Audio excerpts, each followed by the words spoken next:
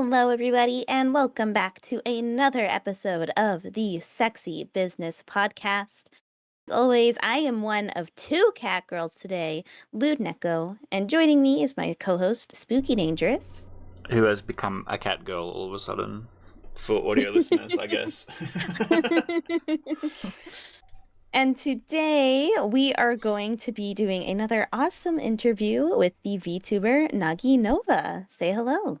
Yeah, nice to meet you. I'm Nagi Nova, the latex Catgirl Maid from Germany. I'm slowly breaking into doing more English content. Been a VTuber since February 2024, and it's been an wild ride so far. Let's call it that. Yeah, it really is. I mean, I've been VTubing on and off for about like 5 or so years now. It's been like such a wild ride. So let's kind of like start there. Like what got you into VTubing? Was it something that you had watched a lot of VTubers before you started, or did you kind of just throw yourself in there?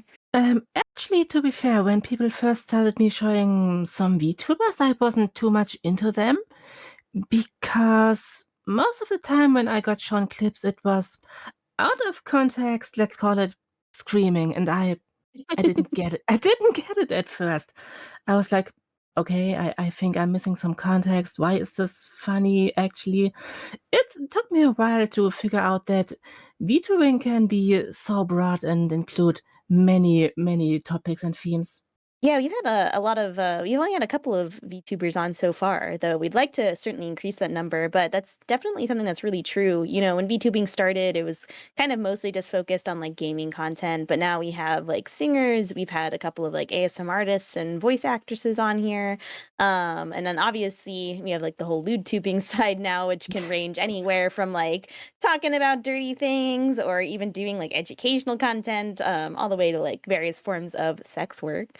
So how would you describe the content that you've been creating? What kind of VTuber are you? I actually started doing Let's Plays and live streams roughly over 15 years ago. Was doing a lot of Let's Plays at first, later moved on to camp streaming, but it never felt like it was something that suits me. And my girlfriend at the time introduced me to V-Rod Studio. She was like, hey, you can make your own VTuber model with this program. Don't you want to give it a shot? And I was a bit unsure, but I decided to give it a shot, made my first model, a little red-haired Catgirl Maid. And everything started from this point on. I didn't plan on making this a full-time hobby or even maybe career at some point. I'm still trying to figure that out.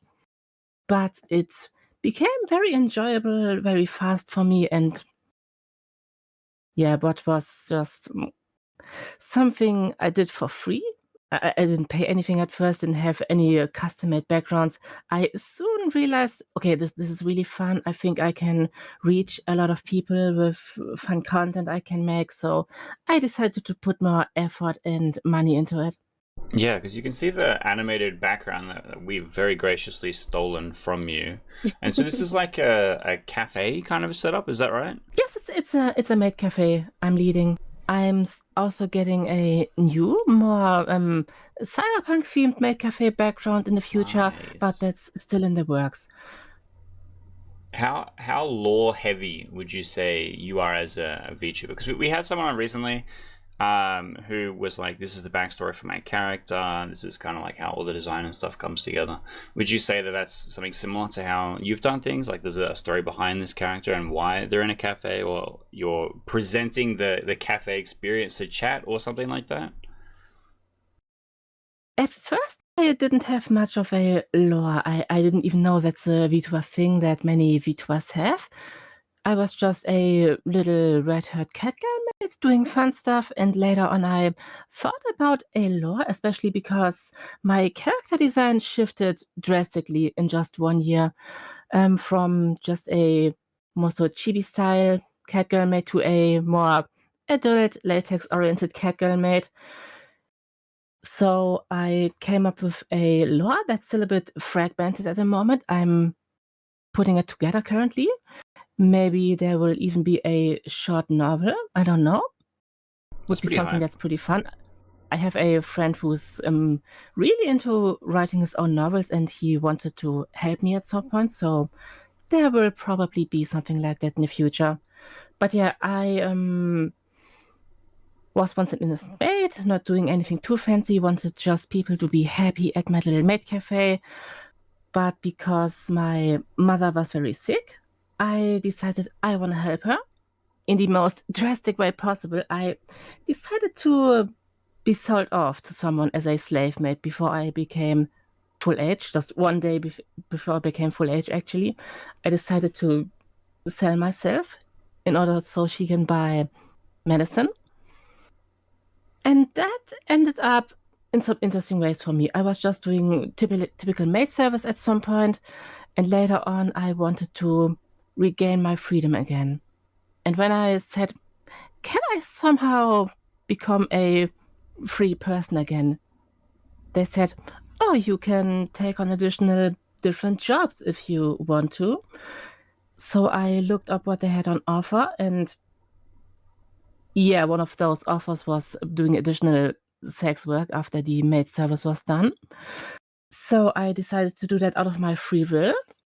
And yeah, let's just say I started to enjoy that a lot. And at the same time, I've met my true love while being prisoned.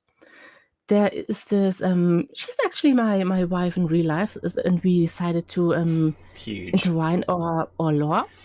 She was a singer at the same place, and I took note of her, and she took note of me.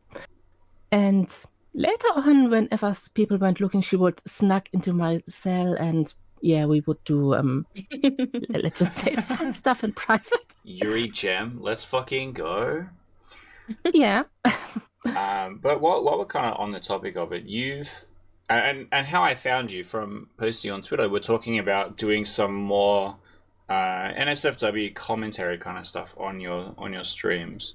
Did you want to kind of open up what the idea is for that? Because I've already volunteered to come onto the stream. We're gonna have like a funny crossover episode. I will look awfully flat compared to everyone else, as I usually do.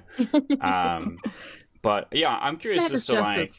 flat is justice. 2D is best waifu. But yeah, I'm curious as to what kind of content and what kind of dialogue you're kind of hoping to have in these kind of spaces. At first, I was like pretty much only focused on gaming content. That changed later on. Last year, also in February, I started doing my own little VTuber interview show, the VTuber Coffee Talk. It was previously only in German, but now I'm doing more English episodes. And whenever I got someone on board who was more into doing 18 plus VTubing, not safe for work content, they were always the most fun and carefree people to talk to. There was always a very fun aura whenever I had someone like this in my maid cafe. And because of that, I thought, maybe I could do more talks about topics like this. Especially when I got more into English VTubing, I met a lot of awesome people and friends. And recently we did the BDSM tests on stream.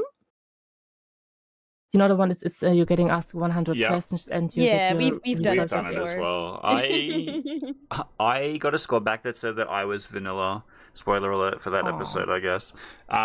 Which is crazy. But our kind of takeaway was that it hasn't been updated in the 20 years since I last did it. And it's kind of missing a few angles that I think are important.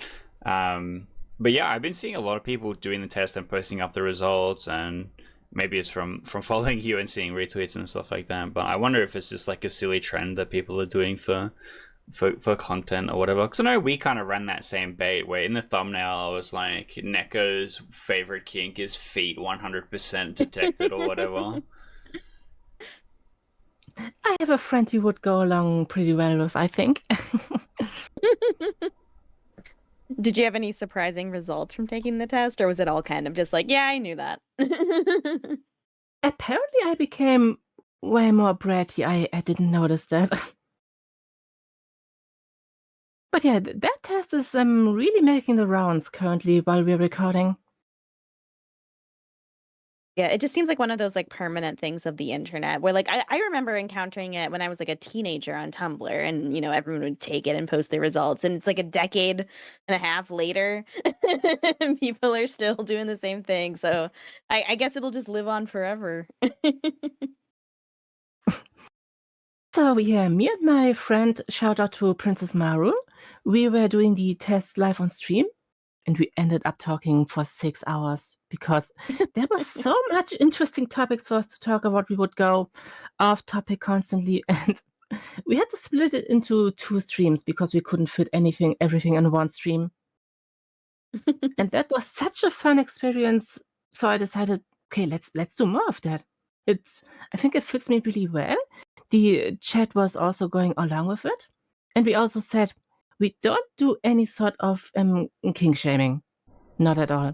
the worst we could say, yeah, that's not our thing, but it's fine. That's kind of what our vibe is like. Like we've just been yapping. We're at this is episode 113.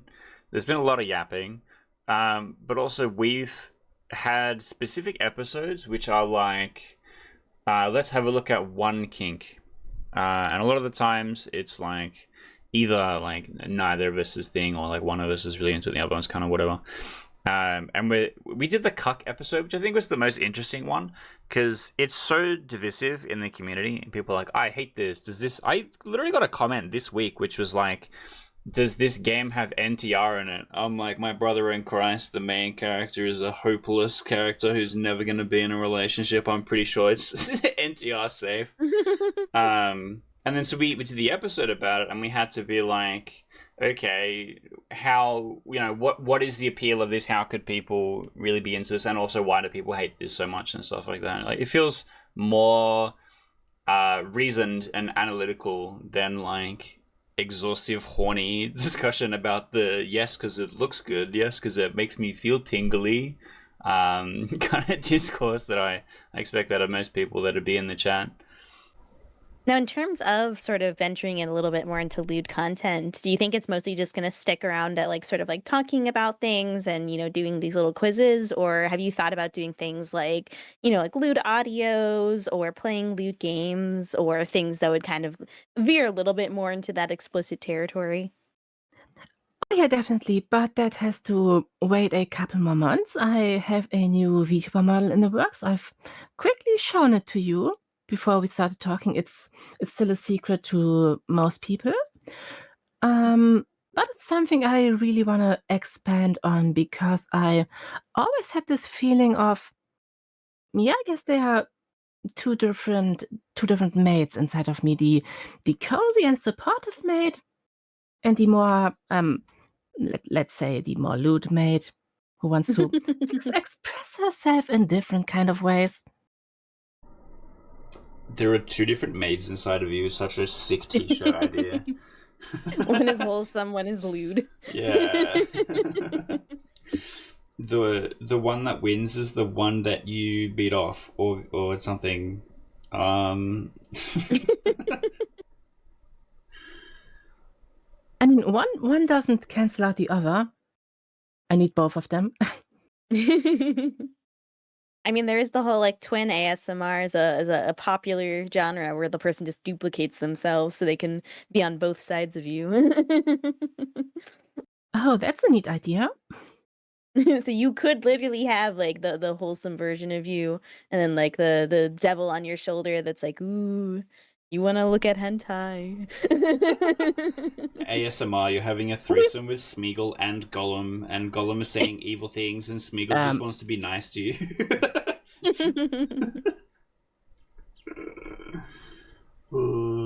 Interesting thought. Editor, please don't cut that one out. I have to live with my shame forever.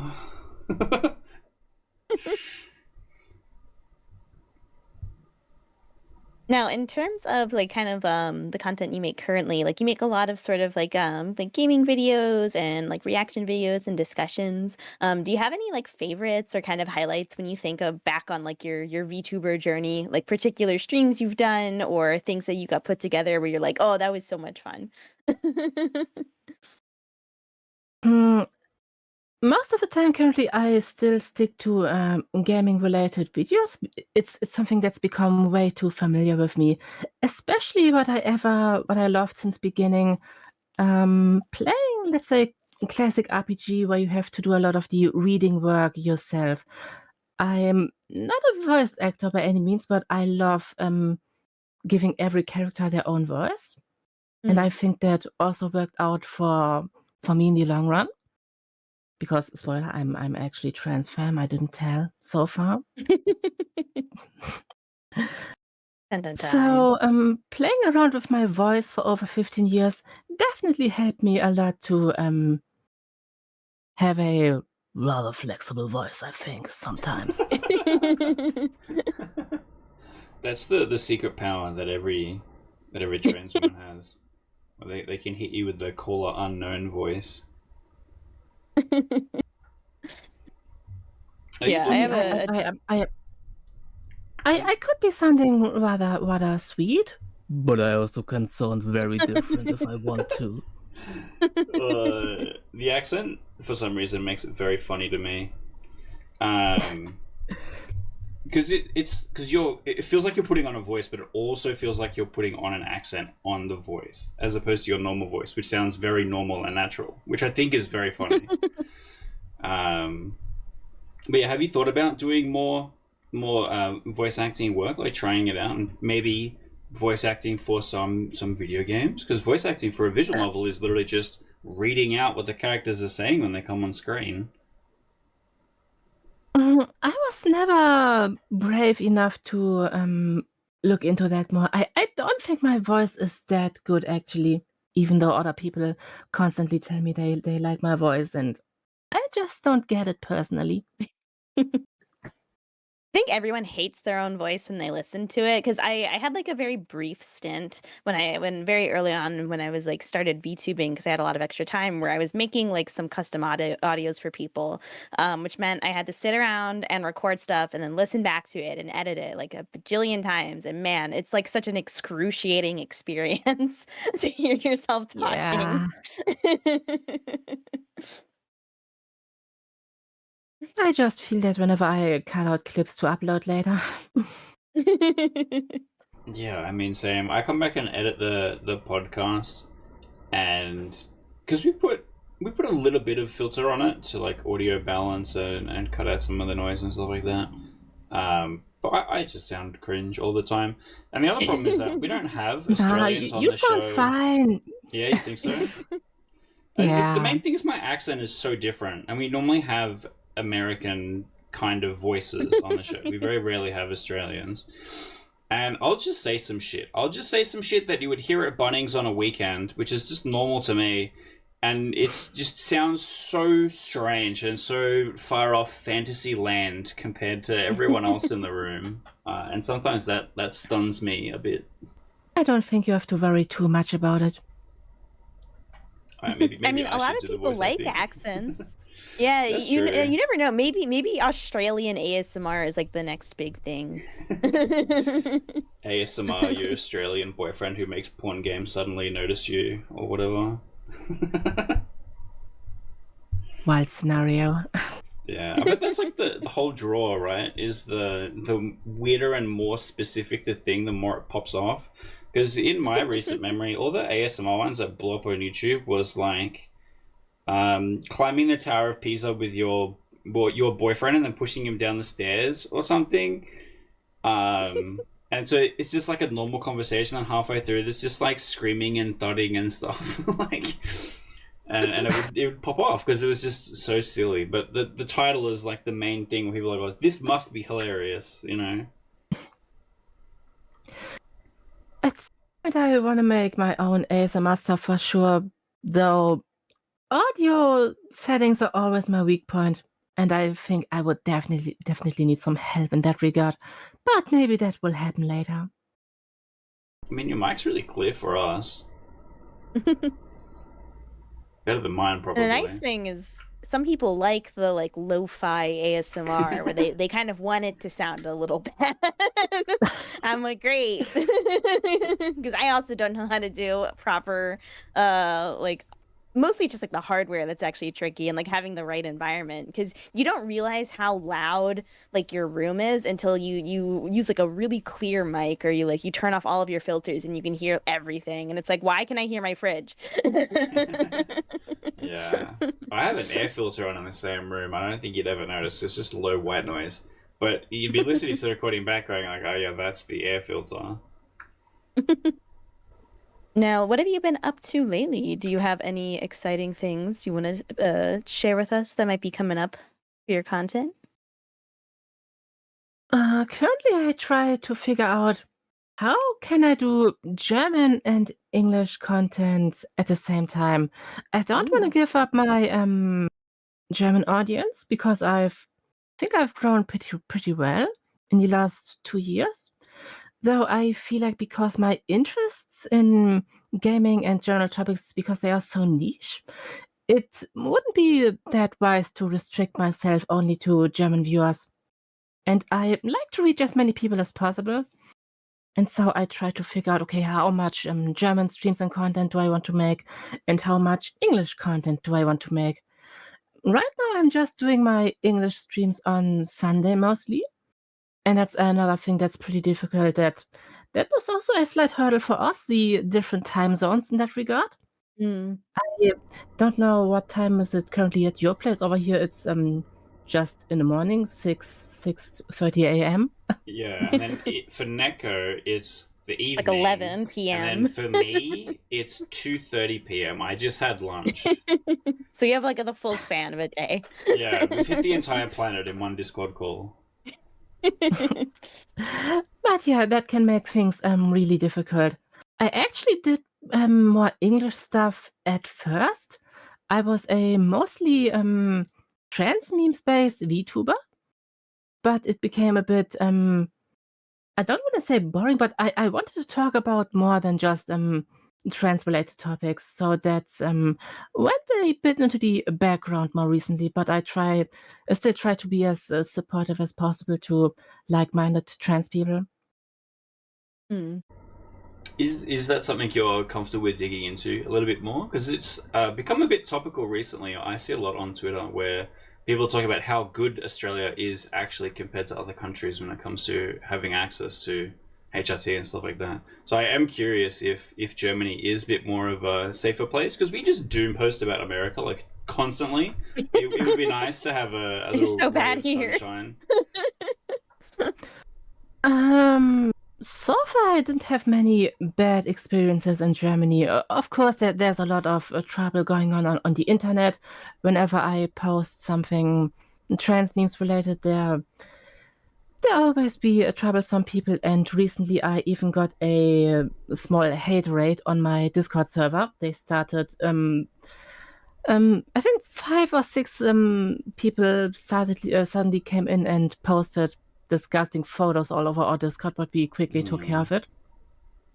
It was just recently we had a live VTuber interview with another trans femme streamer, and suddenly both of us were getting a small hate raid.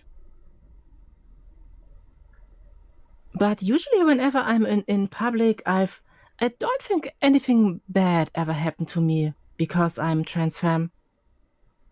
Okay, well, I mean, that's how it feels here in Australia, but also where we have an insane racial diversity here as well. Like, it's just really common to not find two people that look similar in really any place.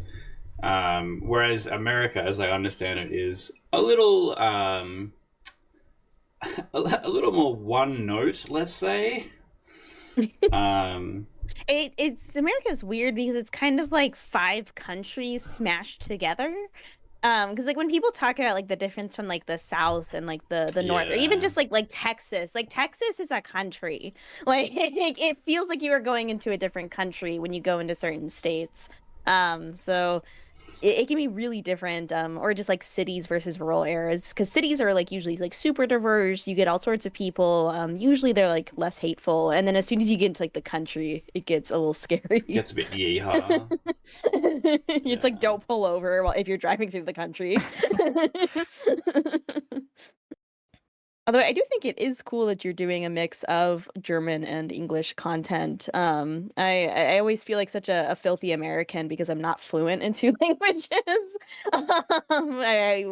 We really don't have like a lot of resources for it in like our educational system. So like I always think it's really cool. There's been like some ASMR artists I follow or like VTubers and Let's Players and stuff who do like a mix of languages. And I mean, I really like it. It's kind of like one of the nice things about the internet, right? For how terrible it's made everything else. It is cool getting to hear from different people from across the world, and even getting to like learn little bits of language. Or like I know for a lot of people, they kind of like being able to stream in a second language as a way of like practicing. Like you get kind of like conversational skills without actually having to like go out in public and try to find people to talk to. Yeah, I see that with a lot of Japanese streamers. Or I've seen clips of it more specifically, where it's like they learned English from playing video games and from streaming rather than watching TV or whatever. I know something like 6 German words. Big clap for me. I actually have German heritage. My Oma was born in Germany. I'm second generation Australian. And like the only German ever used at home was like "Komme Sie bitte." That was like it. I thought about learning as a young man, but it like kind of never came together. Learning language is really hard if you don't have other people around you also learning the thing. So having a streamer that's already fluent in and speaking the other language that you're trying to learn surely must be some kind of sneaky upgrade or something to being able to get more fluent. Surely. I couldn't even imagine my life without speaking and reading English. I started to get the hang of it like pretty much immediately when we first had English classes. And when I noticed, oh, there are so many manga, games, anime, which aren't available in Germany, but in English.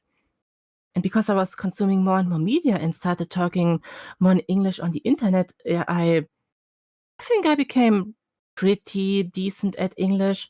Definitely opened a whole new world for me. It's funny to hear learning English to read more manga instead of learning Japanese to read more manga, I'll be honest.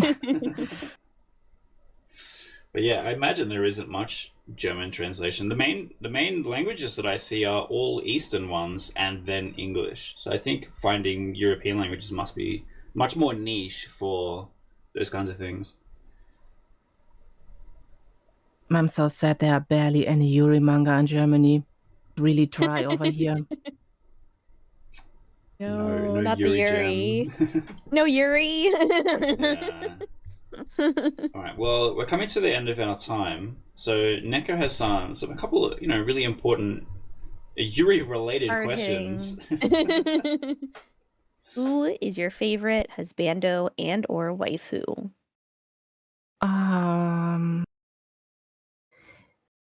Husband,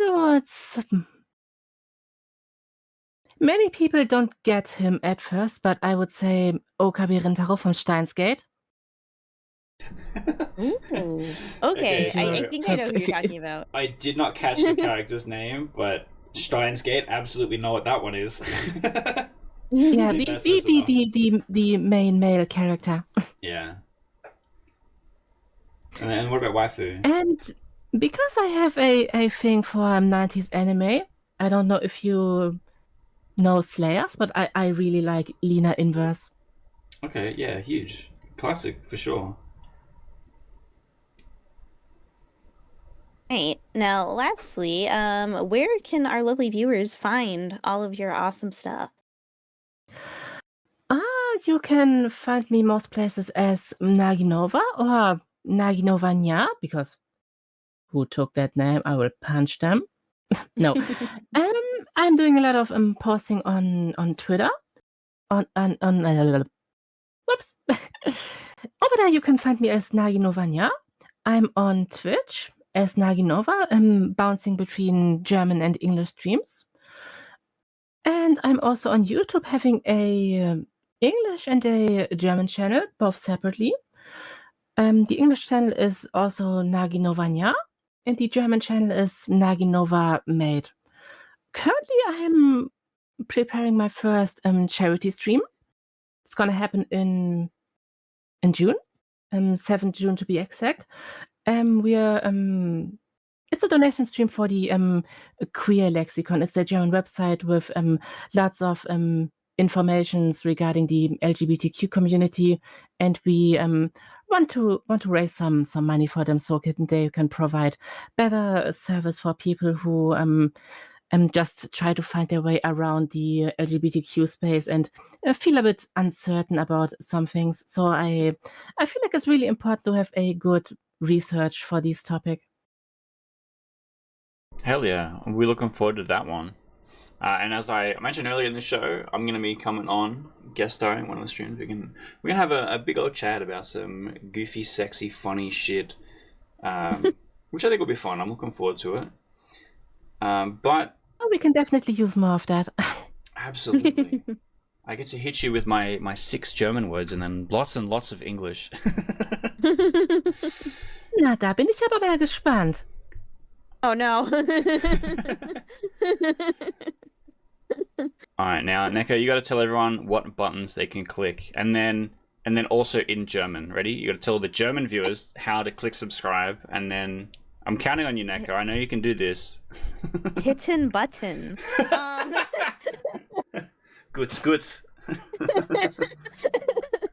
Well, you have watched another awesome interview on the Sexy Business Podcast, so you should go down and click that like button, and also make sure you hit subscribe and turn on notifications, because content like this will not show up on your feed otherwise, and we have new podcast episodes coming every single week. We've had a ton of really cool interviews lately. Sometimes we talk about games. As you mentioned, sometimes we just talk about weird kinky stuff, or we do some shit posts occasionally. And we do always appreciate suggestions. So if you have a favorite VTuber, lewd game dev, artist, voice actress, model, really whatever it is in the sexy business space, tell us about them. We'll try to reach out and we might be able to score an interview. Or you can always tell us about any games or cool content out there that you want to see us talk about on the podcast. But otherwise, that will be it for this episode. Thank you so much, Nagi, for coming on the show. It was a pleasure. Emphasis on pleasure. And we will see you all next time. Bye, everybody. Bye-bye.